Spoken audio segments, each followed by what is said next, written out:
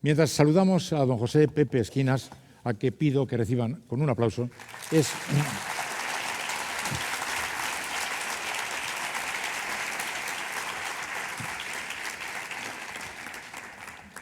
un aplauso que él rechazará desde la perspectiva de hombre humilde, pero que creo que debe aceptar como reconocimiento a los muchísimos años de lucha en este capítulo. Él es catedrático de la Universidad de Córdoba, ahora mismo, en temas relacionados con esto, con la genética, con el hambre. Ha sido durante muchos años una alta personalidad de la FAO, es uno de los hombres más reconocidos en este mundo y tiene muy bien analizado el tema desde todas las perspectivas, éticas, políticas, sociológicas, económicas, como para que me admita una pregunta así como de primero de básica. Don José, Pepe, buenas noches. Buenas noches. ¿Qué nos ha pasado para que hayamos llegado a permitir con naturalidad, ahora que ya no podemos decir que no sabemos, porque hasta hace algunos años podíamos decir que no sabíamos, con toda la información que nos llega a través de todos los medios de comunicación, cuál es la clave de la insensibilidad humana ante un drama que afecta a 1 de cada 7 habitantes de la Tierra? ¿Por qué pasa esto, don José? Ignacio, gracias por darme la oportunidad de estar aquí y de poder responder en mi humilde opinión a algunas de estas preguntas. Y has dicho una cosa que, antes de contestar a tu pregunta, quiero decir, cuando dices, ahora que no podemos decir que no sabemos. Cuando podíamos decir que no sabemos, no éramos responsables del drama del hambre en el mundo. Hoy que sabemos, somos corresponsables. Y en ese sentido yo creo que cualquier cosa de la que hablemos, no hay que, y yo diré mucho, el problema es un problema de índole política, pero eso no quita nuestra responsabilidad en lo que está ocurriendo. ¿Y en qué está ocurriendo? Y ahora sí respondo.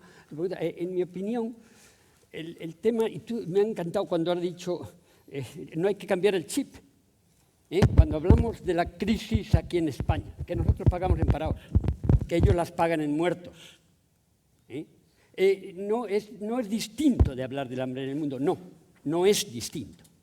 No es verdad que hay una crisis alimentaria y una crisis económica y una crisis financiera y una crisis ecológica. Lo que hay es una única crisis de valores, una crisis de ética, una crisis en la cual hemos perdido el norte o quizá hemos perdido el sur, en el que la astronave Tierra va a la deriva. Yo creo, Ignacio, Iñaki, que en los últimos 20, 30 años, quizás más, y no soy yo el que lo dice, Teilhard de Chardin en los años 20 decía que el hombre ha cogido en sus manos el volante de la evolución.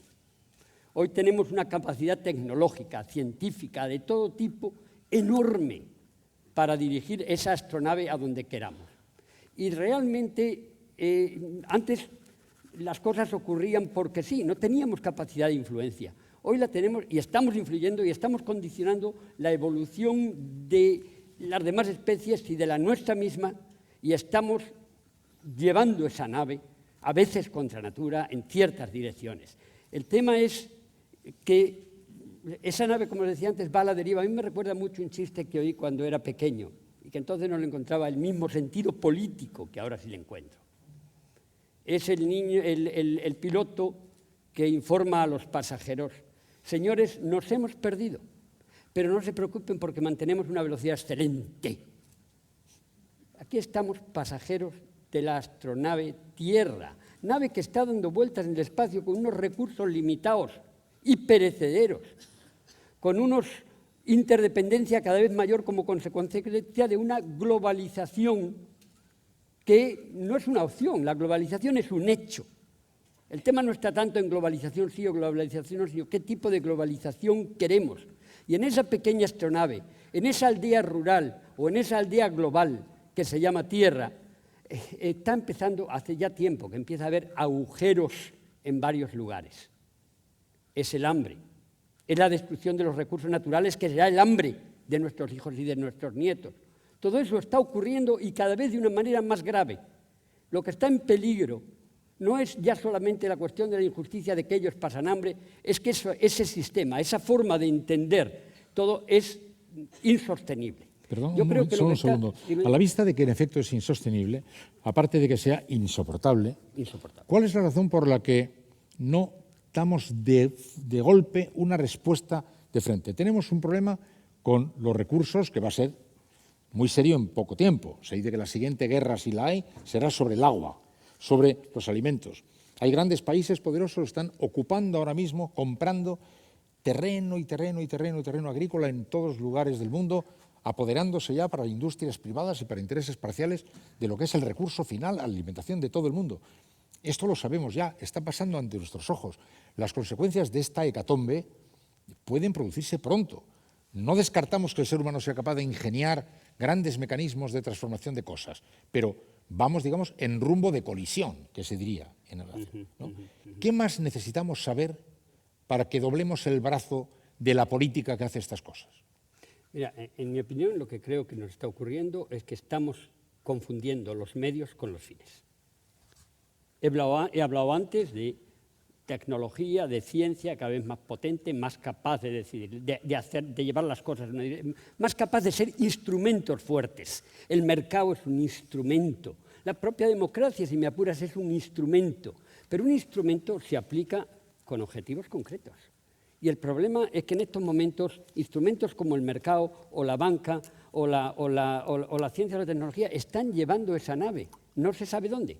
Entonces lo que nos falta son valores, lo que nos falta es la capacidad de decidir, si quieres cada vez más deprisa, pero con esos instrumentos que tenemos queremos ir hacia ese futuro, aquel futuro o aquel. No, eso no se está decidiendo. La política está siendo cada vez más un esclavo de la economía y de las finanzas. Y del ahora mismo. Y del ahora mismo. Y del ahora mismo porque las elecciones son dentro de 3, 4 años y no hay una visión de conjunto de decir dónde quiero que estén mis hijos. Una visión que nos permita, aplicando ciencia, tecnología, con todos esos instrumentos, transformar la Tierra en un paraíso que no solamente sea sostenible, sino donde exista la ética. Porque, claro, los esclavos son sostenibles, se reproducen, pero falta la ética. Donde haya una unidad, porque yo creo que no hay más remedio que ir hacia una gobernanza mundial, tanto en el tema de agricultura y alimentación como en todos los demás sentidos, por la serie de razones que digo, pero atentos, unidad es distinto a uniformidad. Rabindranath Tagore, ahora es el 150 aniversario, dice la unidad es deseable, la uniformidad detestable.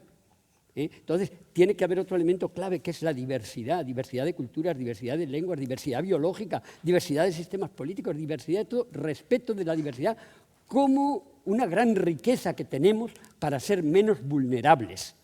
Y además, armonía entre nosotros mismos, no tanto competir como cooperar, armonía entre nuestra especie y las demás especies y los demás seres vivos o no vivos del planeta. Yo creo que eso yo llamo estrategia de la seda. Sostenibilidad, ética, diversidad y armonía son elementos esenciales. Yo no sé a dónde debemos ir, ni creo que nadie lo sepa. El tema es que tenemos que ponernos de acuerdo en qué criterios seguir para desarrollar una gobernanza mundial que tiene que estar, no partimos de cero, tiene que estar necesariamente basada en una cosa que ya se consensuó entre todos los países del mundo, que es la Declaración Internacional de Derechos Humanos, en el que el derecho a la alimentación no es uno cualquiera. Es tan básico como que sin él no existen los demás derechos. Perdón, Pepe, pero mientras estamos hablando nosotros aquí de esto, ahora, como hemos dicho antes, los grandes consorcios dedicados a la agroalimentación están librando una gigantesca batalla en el mundo para colocarse con ventaja y con posición ante las cosas. Están siguiendo su lógica enloquecedora que está conduciendo a determinados países a la hecatombe y al mundo en segunda o tercera derivada al mismo sitio. ¿Hay alguna posibilidad, se avizora en el horizonte, alguna línea de pensamiento que sea capaz de hacernos pensar que esa lógica en la que ahora vive el mundo pueda en un momento determinado cambiar? Porque ha dicho que estamos ante un problema político, pero las ofertas políticas que el mundo ahora mismo ofrece muy rara vez se plantean una reversión de fondo de estas cosas que está diciendo. Estarían, digamos, proponiéndose una gestión mejor o peor de esta realidad. Y por lo que dice Pepe, no vale gestionar mejor o peor esta realidad, que siempre es mejor gestionarla bien, sino que tenemos que ponerla al revés, cambiando los valores de arriba abajo. Esto es soñar, es imposible, nos lo parece ahora, pero parecerá posible dentro de algún tiempo. Mira, Primero, lo que tú dices, de que en estos momentos lo que está ocurriendo y cómo se están preparando esos poderes económicos, que no tienen cara, que no tienen cara. Era mucho más fácil vivir contra alguien que simplemente contra cosas a las que no les vemos la cara. Está ocurriendo y cada vez más. El mercado del grano, comercio del grano, está controlado al 90% por 4 grandes compañías internacionales, hasta ese punto. Me dice si hay ofertas políticas.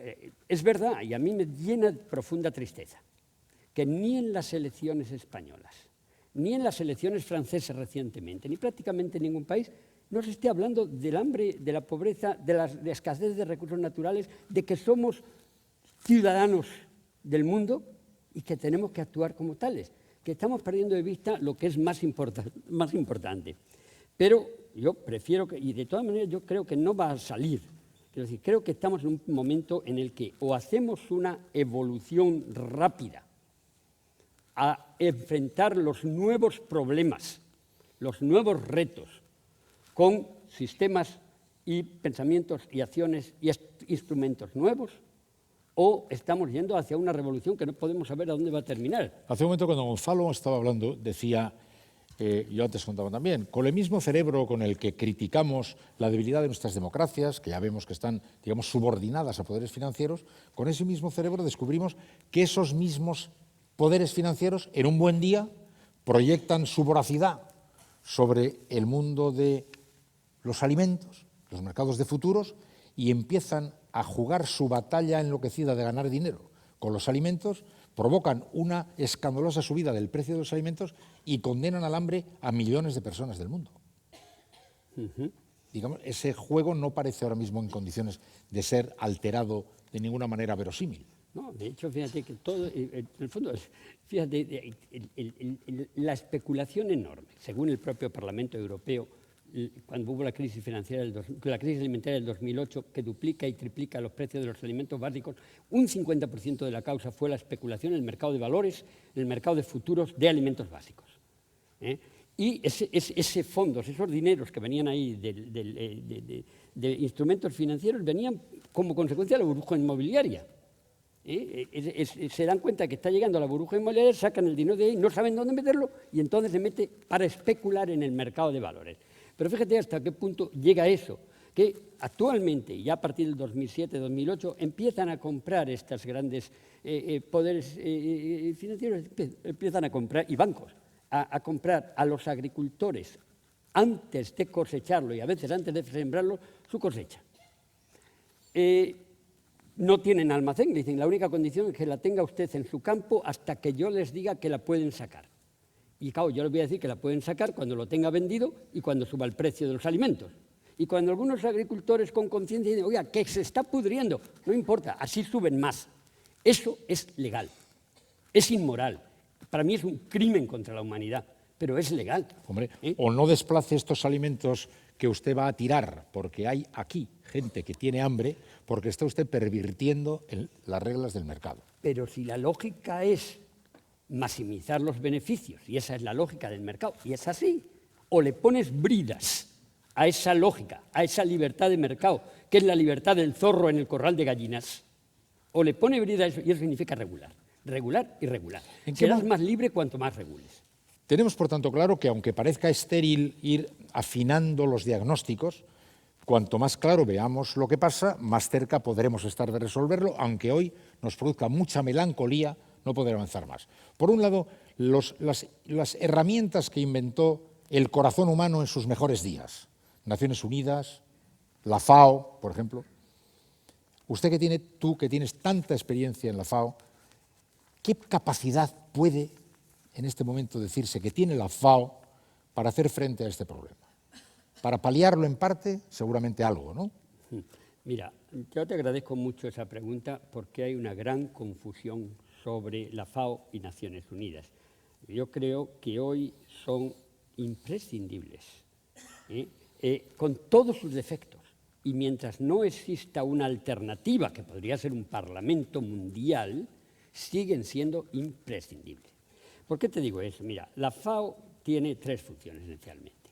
Una es la de ser, y es la única, es la más importante, es un foro de gobiernos, es un foro donde los gobiernos de 190 y tantos países se sientan a discutir estos problemas con luz y taquígrafos, con lo cual los medios internacionales lo proyectan después y llegar a determinados consensos, códigos de conductas o negociar acuerdos internacionales. Para mí uno en el que he trabajado durante casi los 30 años que está en la FAO es el Tratado Internacional de Recursos Fitogenéticos, que habla del patrimonio genético de las plantas cultivadas como patrimonio de la humanidad, y eso se ha llegado, hoy está ratificado por 130 países, lo cual quiere decir que es ley lo que se acordó allí, ley nacional en 130 países, incluido el nuestro. Esa es una función clave de la FAO, y que si la FAO o Naciones Unidas no sirven como foro intergubernamental de negociación de marcos jurídicos que nos permitan regular, como te decía antes, pues si no lo hacen ahí los gobiernos, no lo puede hacer nadie, y no puede ser sustituido esa labor por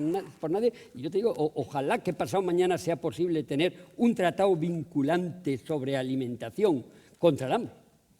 Es soñar un poquito, luego hablamos de soñar si quieres, pero esa es una de las funciones. La otra, que es fácilmente sustituible, es la de llevar a cabo, y sin embargo es por la que más se le conoce, es de llevar a cabo proyectos, programas, actividades en los países. Es una gran diferencia.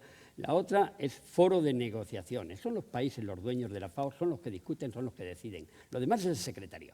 La de llevar a cabo proyectos, programas y actividades. Bueno, aquí qué poco ha hecho la FAO, que fíjate, hace más de 60 años que nace la FAO en el 45, y el hambre en el mundo ha crecido. Yo os voy a dar cifras que son un poquito escalofriantes, pero y vuelvo al tema. El hambre es una cuestión de voluntad política. Terminar con el hambre es una cuestión de voluntad política.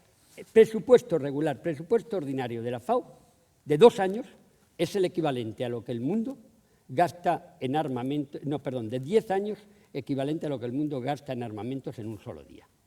¿En un día? En un día. Y el presupuesto regular ordinario de la FAO de 2 años es el equivalente a lo que 2 países desarrollados gastan en comida de perros y gatos en una semana. No se puede hacer milagros. Y además, quizá no corresponda a la FAO el hacer eso. Muchas organizaciones de la sociedad civil lo pueden hacer con menos burocracia, o incluso los acuerdos bilaterales. Pero esa es esa segunda función operativa. Y una tercera, pues es proporcionar información, estadísticas, obtener información oficialmente de los países y después pasarla al mundo entero. Esas son las funciones. Yo digo, es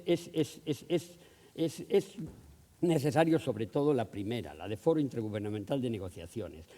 Es mejorable, y además hay una serie de cosas que se están solapando. Hay muchas, quizás demasiadas organizaciones de Naciones Unidas, y a veces han surgido por una serie de circunstancias que se han ido dando, y entonces es necesario ir hacia una unificación para que no se solapen, para evitar burocracias y para evitar duplicaciones. En el caso de agricultura y alimentación está el Fondo Internacional de Desarrollo Agrícola, está la propia FAO, está el Programa Mundial de Alimentos, pero se ha dado un paso muy importante hace 2 años o 3 en la dirección de unificación, que es la creación del Comité de Seguridad Alimentaria, donde además tiene una función clave la sociedad civil, por primera vez, y además está unificado. Luego, quizás la última cosa que os quería decir sobre la FAO y sobre Naciones Unidas es que si nosotros leemos la Constitución de Naciones Unidas, empieza diciendo: nosotros, los pueblos del mundo, decidimos la creación de Naciones Unidas, claro, cuando acaba la última guerra mundial, para que nunca más se produzcan enfrentamientos armados y eso pueda ser sustituido por el diálogo, foro internacional.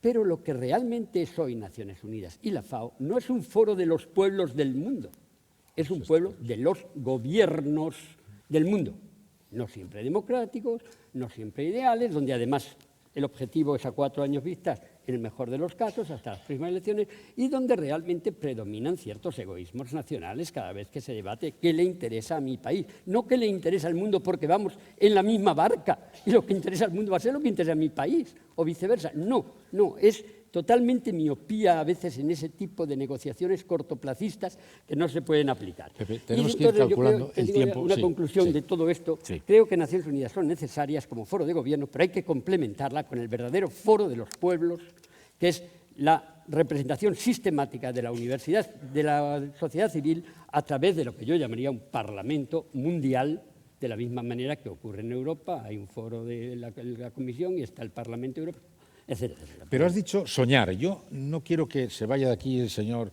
Esquina sin que nos sueñe. Porque he dicho un momento, no, si voy a soñar, luego, no, necesitamos que alguien nos sueñe. Es decir, la situación que estamos contando aquí debería inducirnos a todos a suicidarnos esta misma tarde y a transmitir el mensaje a nuestros hijos de que hagan lo propio, a poder ser antes de que acabe la semana. Pero el ser humano tiene derecho a soñar y tiene el deber de hacerlo cuando las circunstancias, como las que estamos contando ahora, constituyen para nosotros una verdadera provocación intolerable. Así que yo voy a pedir a Pepe que nos sueñe en voz alta. Sí, sí, y te agradezco de nuevo esto porque me encantaba terminar diciendo este tipo de cosas. Has dicho muy bien, tenemos el deber de soñar. Tenemos el deber de ser utópicos. Ser utópicos, mira, don Miguel de Unamuno decía que una utopía se transforma en posibilidad cuando más de 5 personas creen que es posible. Alguien decía también que los inocentes o los ingenuos hicieron tantas cosas porque no sabían que era imposible. Y Napoleón decía que imposible es la palabra que los idiotas llevan en la mochila. Por eso hay que soñar y hay que ser utópicos. Parecía una utopía abolir la esclavitud y se abolió hace muchos años porque hubo gente que creyó que era posible. Claro que es posible terminar con el hambre. Y si no terminamos con el hambre y con esta situación, eso va a terminar con nosotros. Por lo tanto, la disyuntiva es esa. Yo creo que es imprescindible que consideremos que la seguridad mundial y la paz dependen de la capacidad que tengamos de eliminar el hambre en el mundo. Desde ese punto de vista, creo que la lucha contra el hambre debe pasar a ser el epicentro de la política internacional. Yo creo que debemos de darnos cuenta de la responsabilidad enorme que tiene nuestra generación. Tiene el privilegio de ver una serie de cosas maravillosas que están ocurriendo. Nunca antes era pensable muchas de las cosas que están ocurriendo y que nos llevan a una velocidad enorme, pero eso nos da la responsabilidad de tomar esas riendas en la mano si no queremos que sea la última generación. Y desde ahí, el otro día estaba viendo en el programa tuyo, un poco para ver cómo era antes, vi una entrevista que hiciste a José Luis San Pedro y dice una cosa importantísima, no rendirse. O como dice Federico Mayor Zaragoza, pasemos de súbditos a ciudadanos del mundo. Para eso tenemos instrumentos, tenemos Internet que nos permite una comunicación horizontal y aliarnos con las personas que piensan como nosotros. Tenemos una serie de organizaciones no gubernamentales solidarias que luchan por eso. Tenemos instrumentos como nuestros propios votos. No creo que debemos renunciar a ellos, sin por eso cesar la presión en otros frentes. Y luego después, como individuos, yo siempre digo muchas veces lo del mosquito. Quien dice que no se puede hacer nada, que es demasiado pequeño para tener un impacto en la sociedad, es que nunca ha dormido con un mosquito en la habitación. Somos todos consumidores. Ese es otro instrumento fabuloso. El mercado nos está dirigiendo en lugar de ser nosotros quienes lo dirijamos, pero podemos dirigirlos a través del consumo. La exposición Puertas, que pasó por Sevilla y por Córdoba hace unos años, tenía una frase que yo la leí, qué bonito es. Dice, transforma tu carro de la compra en un carro de combate. Transformémoslo, porque si nosotros exigimos que lo que consumimos sea bueno, limpio ecológicamente y justo desde el punto de vista de justicia social y equidad en los salarios, vamos a tener la posibilidad de transformar muchas cosas. Yo creo que realmente juntos podemos hacer muchas cosas. Yo sí quisiera también, si me lo permites, decir que además tenemos que exigir y conquistar de nuestros políticos, de nuestros gobiernos, una serie de elementos esenciales. Y entre ellos, yo diría, uno de ellos es el que la política de lucha contra el hambre no sea una política de gobierno solamente, tiene que pasar a ser política de Estado. Política de Estado porque de ella depende la seguridad mundial. El reducir a la mitad, menos de la mitad, al 70%, reducir el 70%, el porcentaje de ayuda al desarrollo es una cosa terrible. Fijaros que yo entiendo, cuando las vacas hay vacas flacas, pues todos perdemos. Pero entonces, si baja el PIB, automáticamente ese mismo porcentaje que en España era del 0,5%, 0,5 y pico por ciento, pues baja automáticamente la cantidad absoluta. Pero ¿cómo lo vamos a reducir a la mitad el porcentaje? El esfuerzo nuestro para contribuir a otros países. Entonces, es por eso digo que sea política de Estado, no solamente de gobierno. Hay otra cosa que preocupa mucho, el hambre, y lo he mencionado antes, de las generaciones futuras, la destrucción de los recursos naturales que le van a permitir no pasar hambre y seguir teniendo opciones.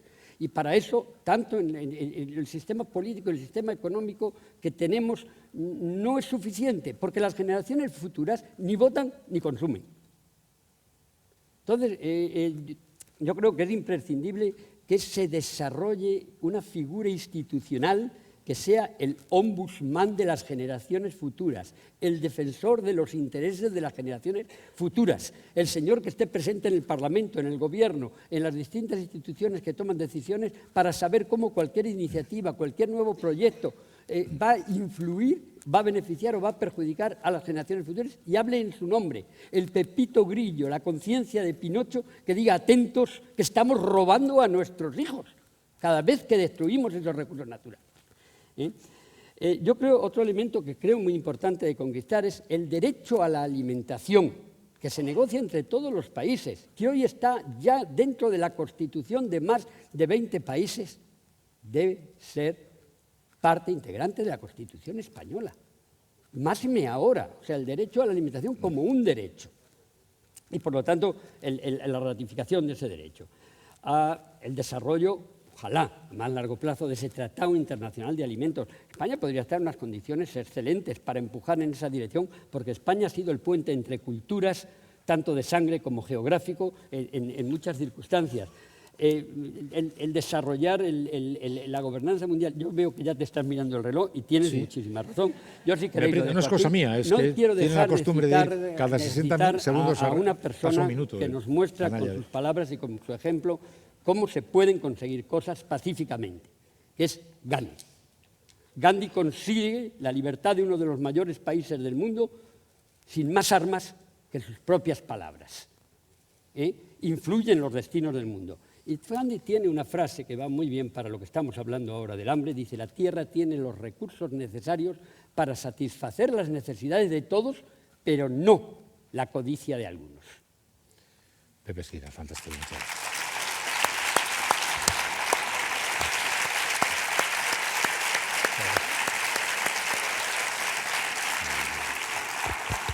Encantado de estar contigo.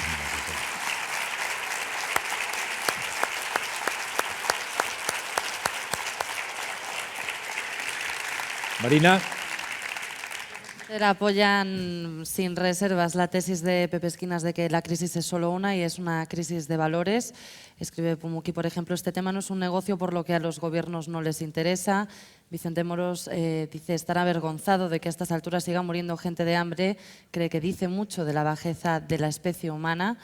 Y 7 vueltas escribe a países desarrollados les interesan los bienes del tercer mundo, no las vidas humanas.